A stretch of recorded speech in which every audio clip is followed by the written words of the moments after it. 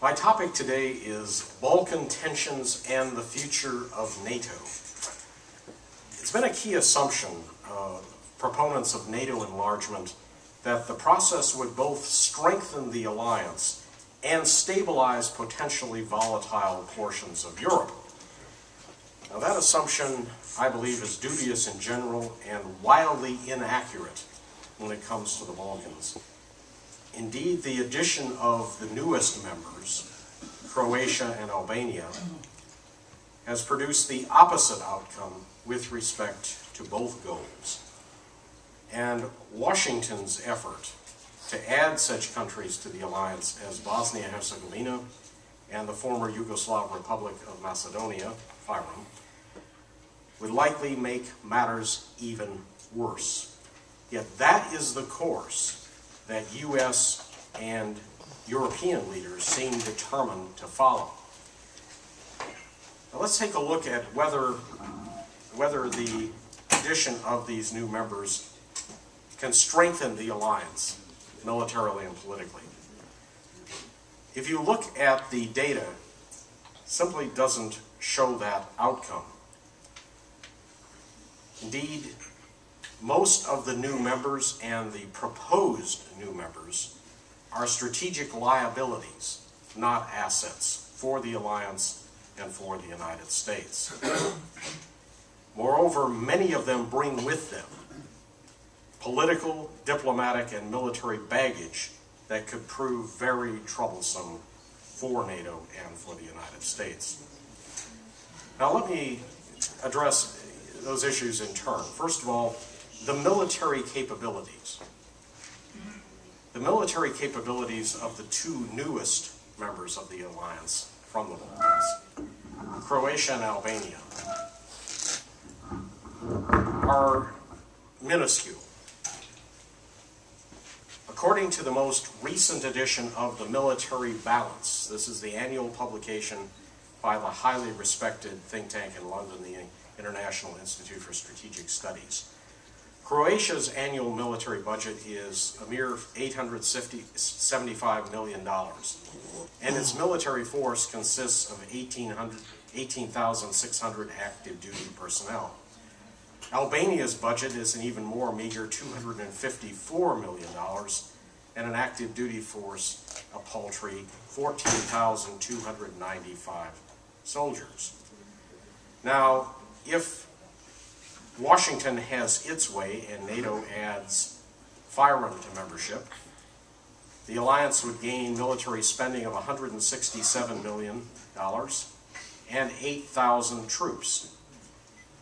If we added Bosnia, which is also strongly favored by Washington, that would be another $280 million and 11,099 troops. And of course, there's always the prospect of gaining Montenegro's enormous military capability of $61 million and 3,127 troops. Now, Serbia, I think, given the bias in the U.S. State Department, in the Pentagon, and in the leading capitals of the European Union, is not going to be a NATO member anytime soon. If it could join the alliance, that would add $1.06 billion in spending and 29,125 soldiers. What I want to point out is the combined annual defense outlay of all of those countries less than the United States spends in Afghanistan in 1 week. So in quantitative terms, adding these members is not going to strengthen NATO, and it's certainly not going to benefit the United States. But these new and prospective Balkan members of the alliance are not just militarily insignificant. If we were just that, we could say, well, it may be a waste of money, maybe it's just tokenism, but it doesn't hurt anything either. But they're not just militarily insignificant. They create the prospect of entangling the alliance and its leader, the United States, in a variety of very messy problems. Albania is likely to be an embarrassment or worse for its NATO partners. The country is notorious for being under the influence of organized crime. I don't think I have to tell anyone in this room that that's the case. Indeed, the Albanian mafia is legendary throughout southeastern Europe, controlling the bulk of gambling, prostitution, drug trafficking, and other crime. Moreover, Albania's political stability remains highly uncertain. The country is barely a decade removed, let's remember, from the political chaos and near civil war that led to an armed multilateral peacekeeping mission, Operation Alba, led by Greece and Italy. Long-standing animosity between the two principal ethno-linguistic factions, one of which dominates the northern part of the country, the other the southern part, that shows no signs of abating at all. And it's important to remember that those ethnic tensions contributed mightily to the disorder in the late 1990s, and those tensions could easily do so again. Problems associated with some of the countries proposed for alliance membership are even more worrisome. Bosnia, in the nearly 15 years since the Dayton Accords, has hardly been an unalloyed success story for ambitious Western nation builders.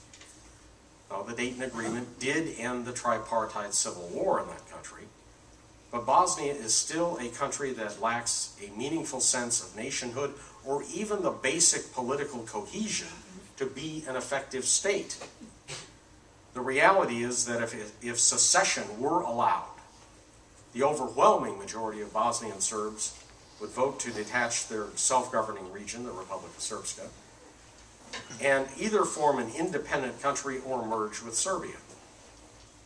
And that sentiment, if anything, has intensified since the United States and its allies gave their blessing to Kosovo's secession and unilateral declaration of independence from Serbia.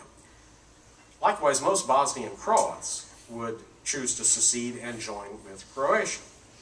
Bosnian Muslims constitute the only faction that wishes to maintain Bosnia-Herzegovina in its current incarnation.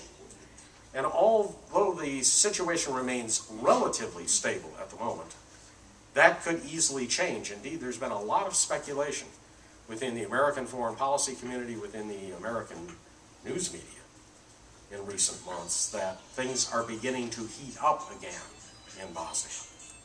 And if that happened, NATO would be caught up in the new turmoil, particularly if Bosnia were a member of the alliance.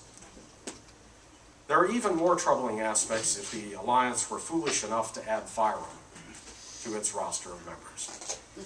FYROM has a huge problem with its Albanian minority in the north and west of the country. The Albanian inhabitants there have sought a degree of political autonomy that amounts to independence in everything but name. And indeed, serious questions remain about the proper location of the border between FYROM and now independent, predominantly Albanian Kosovo. An independent Kosovo is already exacerbating problems with several neighboring countries, especially FYROM. There is scant evidence that advocates of a greater Albania have relinquished their territorial ambitions in the Balkans. That's the bottom line. It was an ominous development that less than a month after Pristina's declaration of independence, the leading ethnic Albanian party in FYROM threatened to withdraw its support and bring down the government because of what party leaders described as a failure to support minority rights or to recognize Kosovo's independence. The government didn't do that fast enough. Among the party's demands were greater use of the Albanian language and flag,